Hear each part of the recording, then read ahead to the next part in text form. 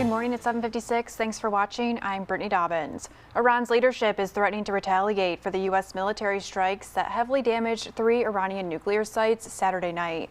Meanwhile, President Trump is signaling he may not be opposed to regime change in Iran. The U.S. B-2 bombers returned safely to American soil. The Trump administration says it's willing to return to the negotiating table, and the president is pushing Iran to give up its nuclear weapon ambitions entirely. Last night, U.S. Senator Tammy Duckworth of Illinois, who's also part of the Senate Armed Services Committee, released a statement saying the Trump administration illegally bombed Iran, putting American troops and citizens at risk of retaliation, and threatening to draw us into yet another Middle East war without constitutionality required congressional approval. I have long said Iran cannot obtain a nuclear weapon, but this goal could and should have been pursued through diplomatic means first.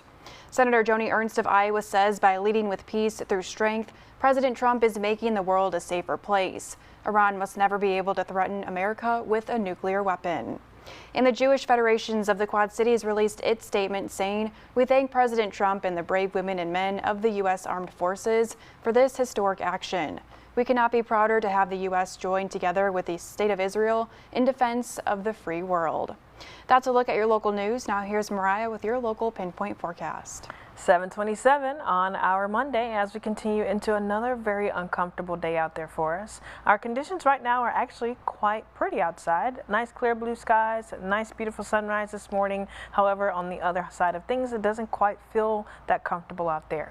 But we also have to talk about your SPC outlook for today.